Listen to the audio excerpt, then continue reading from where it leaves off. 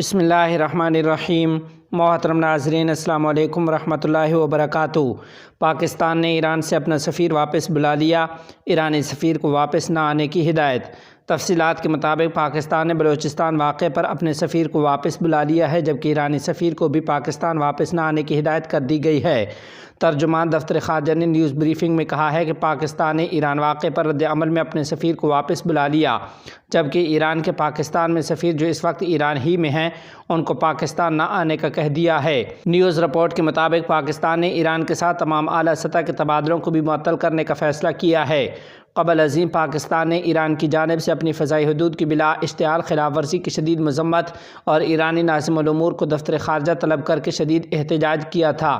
ترجمان دفتر خارجہ کے مطابق پاکستان ایران کی جانب سے اپنی فضائی حدود کی بلا اشتعال خلاف ورزی کی شدید مذمت کرتا ہے، جس کے نتیجے میں 2 معصوم بچے شہید اور 3 بچیاں زخمی ہو گئیں۔ پاکستان کی خود مختاری کی یہ خلاف ورزی مکمل طور پر ناقابل قبول ہے۔ ترجمان کا کہنا تھا کہ اس کے سنگین نتائج نکل سکتے ہیں، اور یہ اور بھی تشویشناک بات ہے کہ یہ غیر قانونی عمل پاکستان اور ایران کے درمیان رابطے کے متعدد چینلز کے موجود ہونے کے باوجود ہوا ہے۔ راہ حق پارٹی کے رہنما مولانا محمد معاویہ اعظم طارق نے اس پر رد عمل دیتے ہوئے کہا کہ ایرانی مداخلت کی شدید مذمت کرتے ہیں۔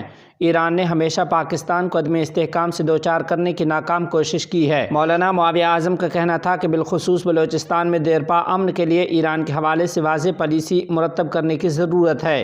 ملکی سلامتی کے عنوان پر ریاست پاکستان کے ساتھ کھڑے ہیں۔ واضح رہے کہ ایران نے دعویٰ کیا تھا کہ اس نے پاکستان کے صوبہ بلوچستان کی حدود میں کالعدم جیش العدل کے ٹھکانوں کو نشانہ بنایا ہے۔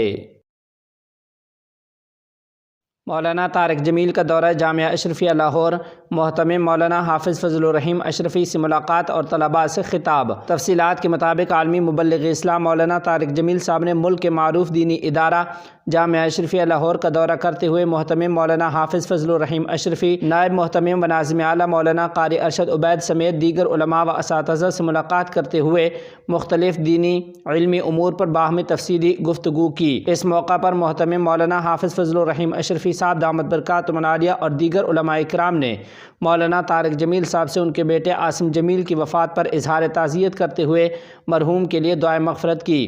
مولانا طارق جمیل صاحب نے مسجد حسن جامعہ اشرفیہ میں طلباء سے خطاب کرتے ہوئے کہا کہ آپ نیکی اور تقوی کے ساتھ ساتھ قرآن و حدیث کے ساتھ اپنے تعلق کو مضبوط کریں۔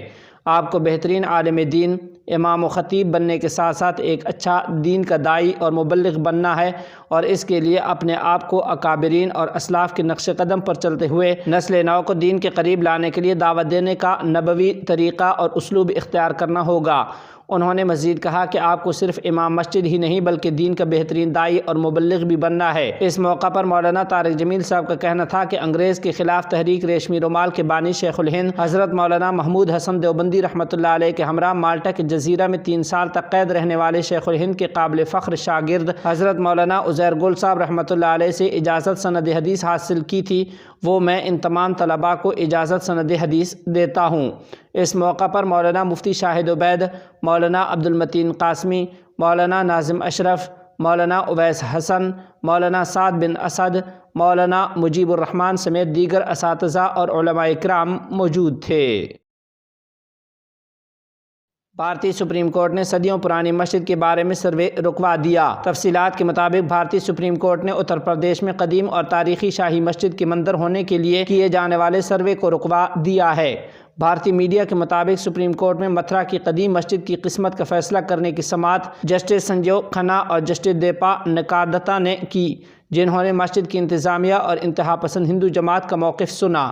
فریقین کے دلائل سننے کے بعد سپریم کورٹ کے ججز نے الہ آباد ہائی کورٹ کے فیصلے پر عمل درآمد کو رکوا دیا اور فیصلے میں لکھا کہ مسجد کا سروے کرنے کے لیے کمیشن بہت کمزور بنیاد پر بنایا گیا تھا۔ واضح رہے کہ بھارتی ریاست اتر پردیش کے علاقے متھرا کی 17ویں صدی میں تعمیر کی گئی شاہی مسجد کو انتہا پسند ہندوؤں نے بھگوان کرشنا کی جنم بھومی قرار دے کر مندر بنانے کے لیے 13.37 ایکڑ زمین پر ملکیت کا دعویٰ دائر کیا تھا۔ انتہا پسند ہندوؤں نے عدالت سے اس حقیقت کو جاننے کے لیے کہ آیا مسجد کسی منظر پر بنائی گئی ہے آرکیالوجی ڈپارٹمنٹ سے سروے کروانے کی استدعا کی تھی، جیسا کہ وارانسی مسجد میں بھی کیا گیا تھا، جس پر دسمبر 2023 عیسوی کو الہ آباد کی ہائی کورٹ نے کمیشن بنانے کا حکم دیا تھا تاکہ شاہی عیدگاہ مسجد کے بارے میں حتمی فیصلہ کیا جا سکے کہ یہ کسی منظر پر بنائی گئی ہے یا ہندو اکثریت کا اس بارے میں موقف درست نہیں ہے۔ عدالتی حکم پر بنائے گئے کمیشن نے مسجد کے سروے کی ہدایت کی تھی، تاہم اب سپریم کورٹ نے الہ آباد کے فیصلے پر تاریخی شاہی عیدگاہ مسجد کا سروے رکوا دیا ہے۔ خیال رہے کہ یہ فیصلہ اس وقت سامنے آیا ہے جب ایودھیا میں بابری مسجد کی جگہ رام مندر کا افتتاح وزیر اعظم نریندر مودی کرنے جا رہے ہیں، جبکہ اپوزیشن نے الزام عائد کیا ہے کہ مودی یہ سب الیکشن میں کامیابی کے لیے کر رہا ہے۔ افغانستان تیزی سے سیاسی و اقتصادی استحکام کی طرف بڑھ رہا ہے، انٹرنیشنل اداروں میں رکنیت ملنی چاہیے۔ تفصیلات کے مطابق افغان وزیر داخلہ خلیفہ سراج الدین حقانی حفظہ اللہ نے یورپی یونین کے سفیر برائے افغانستان رافیلا جوڈیشے سے ملاقات میں کہا کہ افغانستان کئی دہائیوں کے عدم استحکام اور پریشانیوں کے بعد تیزی سے سیاسی و اقتصادی استحکام کی طرف بڑھ رہا ہے۔ افغان باشندے اب جسمانی و نفسیاتی طور پر خود کو محفوظ محسوس کر رہے ہیں۔ مزید کہا کہ افغانوں کو انٹرنیشنل اداروں میں رکنیت ملنی چاہیے تاکہ وہ بآسانی مسائل تک رسائی پیدا کر سکیں۔